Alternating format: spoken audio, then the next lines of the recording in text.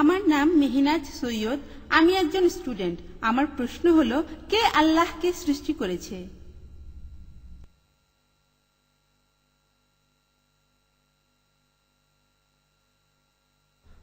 বোন, আপনি প্রশ্ন করলেন কে আল্লাহকে সৃষ্টি করেছে। এই প্রশ্নটা সাধারণত করে থাকে একজন নাস্তিক, যে ঈশ্বর মানে না। একটা ঘটনার কথা মনে পড়ে গেল। একবার আমার এক বন্ধু, আমার খুবই ঘনিষ্ঠ এক বন্ধু, সে একটা আলোচনায় যোগ দিয়েছিল বোম্বের একটা নাস্তিক দলের সাথে, যারা ঈশ্বর মানে না।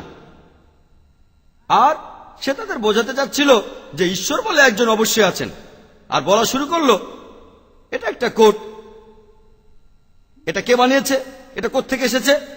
তারা বললো এটা দর্জি বানিয়েছে। ভালো, এটা একজন বানিয়েছে। এটা একটা বই, এটা কোত্থেকে এসেছে, এই বইটা কোত্থেকে এসেছে, এই কলমটা কোত্থেকে এসেছে।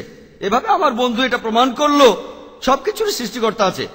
গাড়ি বানানো হয়েছে ফ্যাক্টরিতে, ফ্যাক্টরি কে বানিয়েছে, হয়তো কোন ইঞ্জিনিয়ার, ইঞ্জিনিয়ারকে কে বানিয়েছে। এভাবে সে বোঝালো সবকিছুর সৃষ্টিকর্তা আছে। তারপর সে প্রশ্ন করলো সূর্য কে বানিয়েছে, চাঁদ কে বানিয়েছে। এভাবে প্রশ্ন করতে করতে সে বলল, আপনারা কি মানেন সবকিছুর স্রষ্টা আছে?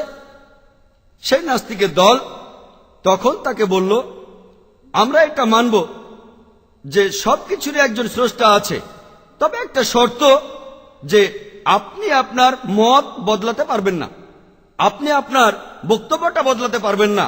আপনার কথাটা আমরা মেনে নেব, কিন্তু আপনি আপনার কথাটা বদলাতে পারবেন না যে সবকিছুরই স্রষ্টা আছে। আমার বন্ধু খুশি হলো, খুব খুশি হলো। সে ভাবলো আমি সফল হয়েছি, আমি এই নাস্তিকদের খুব ভালোভাবে বোঝাতে পেরেছি।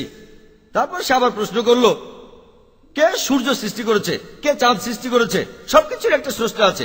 আপনাকে এখন জানতে হবে চূড়ান্ত সৃষ্টিকর্তা কে। আমাকে আমার মা জন্ম দিয়েছেন, তাকে তার মা জন্ম দিয়েছেন, এভাবে প্রথমে কে সৃষ্টি করেছেন? তখন সে বলল, প্রথমে যেসব সৃষ্টি করেছিল সেই মহান ঈশ্বর, আর ভাবল যে সে এদেরকে বোঝাতে পেরেছে। নাস্তিকরা তখন বলল, আমরা ঈশ্বরকে মেনে নিলাম, এখন আমাদের এই প্রশ্নের উত্তর দেন, কে ঈশ্বরকে বানিয়েছে? আমার বন্ধু তখন বড় একটা ধাক্কা খেল। সে উত্তর দিতে পারল না, একেবারে চুপ হয়ে গেল। সে সারা রাত ঘুমাতে পারেনি। পরের দিন সে আমার কাছে আসলো, তারপর আমাকে সেই ঘটনাটা পুরোপুরি খুলে বলল। আমি তখন বুঝলাম আমার বন্ধু সেখানে যে পদ্ধতিতে এগিয়েছে, অনেক বিশেষজ্ঞই সেভাবে ঈশ্বরের অস্তিত্ব প্রমাণ করেন। বিশেষজ্ঞরা এই যে পদ্ধতিতে বিভিন্ন প্রকার যুক্তি দিয়ে থাকেন, সেটার নাম সেলফ অ্যানালাইসিস। Self analysis. যদি আমার লেকচারটা খেয়াল করেন, আমি আমার লেকচারে এই কথা কখনোই বলিনি যে সবকিছু স্রষ্টা আছে, কথা কখনোই বলিনি। যদি আমি এই কথা বলতাম তাহলে ট্র্যাপে পড়তাম। সত্যি বলতে এমন ক্ষেত্রে নাস্তিকদের প্রশ্ন করব, সেই নাস্তিকই আমাকে তখন উত্তর দেবে।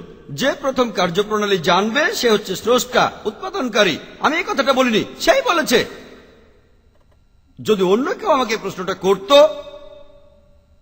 ভাই জাকির, কে প্রথমে কোনো অজানা বস্তুর কার্যপ্রণালী সম্পর্কে বলতে পারবে, আমি তাকে বলবো যে সবকিছুরই যার একটা শুরু আছে, সৃষ্টি হয়েছে এমন সবকিছু, প্রথমে যে এই বস্তুর কার্যপ্রণালী সম্পর্কে বলতে পারবে সে হচ্ছে স্রষ্টা।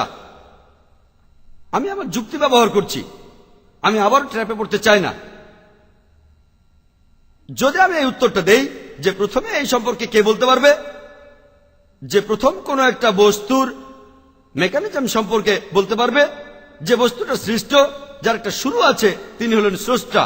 এখন এই যুক্তিটা দিয়েই আপনি প্রমাণ করতে পারেন যে কোরআন হচ্ছে আল্লাহর বাণী, তিনি হলেন সৃষ্টিকর্তা। আর বিজ্ঞান আমাদের বলছে সূর্যের একটা শুরু আছে, চাঁদের একটা শুরু আছে, বিশ্বজগতের শুরু আছে। এসবের মেকানিজম কে জানেন? সৃষ্টিকর্তা আল্লাহ তাআলা। আপনি প্রশ্ন করলেন কে আল্লাহকে বানিয়েছে। এই প্রশ্নটাকে বলা যায় সেটার মতো আমার বন্ধু যেমন বলেছিল, সে বলেছিল যে আমার ভাই টম, সে হাসপাতালে ভর্তি হয়েছে, আর সেখানে সে একটা সন্তানের জন্ম দিয়েছে। আপনি কি বলতে পারবেন সেই সন্তানটা ছেলে না মেয়ে? আমি একজন ডাক্তার হিসেবে জানি যে একজন পুরুষ কখনোই সন্তান প্রসব করতে পারে না। পুরুষদের বৈশিষ্ট্য হচ্ছে তারা কোন রকম সন্তান প্রসব করতে পারে না। এটা অযৌক্তিক প্রশ্ন। একইভাবে আল্লাহ সুবহানাহু ওয়া তাআলার সংজ্ঞা হচ্ছে আল্লাহ কখনোই জন্ম নেননি, আল্লাহর কোনো শুরু নেই। আপনি প্রশ্ন করলেন কে আল্লাহকে বানিয়েছে? এটা খুবই একটা হাস্যকর প্রশ্ন। যেমন আমার ভাই টম সন্তান প্রসব করেছে, সেটা কি ছেলে না মেয়ে? আশা করি উত্তরটা পেয়েছেন।